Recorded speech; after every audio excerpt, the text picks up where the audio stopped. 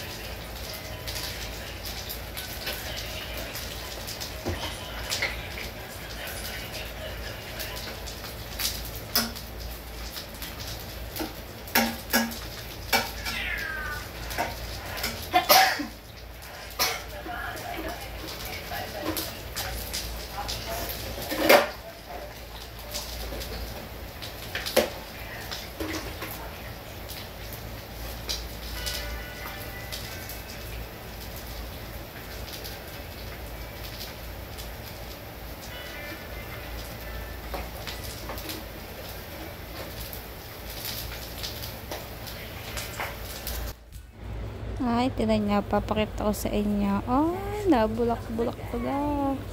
Ay, digay pala lambutin la. Yan ay may lasa na. Umano ko talaga hindi sunog yan ha.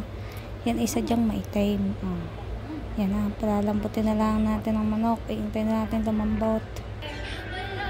Huwag nyo na lang pansin ang mga buhok day yan.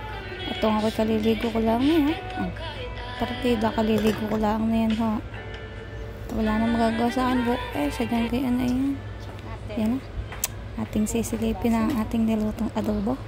Para sa aking baby. Para sa baby ko lang yan ha.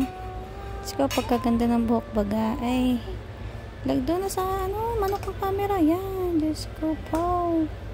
Ay sigurado napakasarap na yan. Pag hindi pa sumarap dami ko nalagay na sisinong diyan Pag hindi sumarap siya. Hindi ko ipapakain daw. Patingin nga. Huwag nga kasarap. Yung tinikman na. Sarap daw. Sa pa nga. Hipi mo na. At baka mapasok. Yung, tinik mo na ulit. Iyo, Diyos ko po. Masarap talaga. Siya. Konting minuto na lang. Ito, ang inimahanguin pa. Palambutin. Yung, Diyos ko po. Ay, malambot na yun sigurado. Ay, kulay na eh. Diyos ko po. Ay, siya. Next time na lang ulit. Babay na sa inyo. Masarap.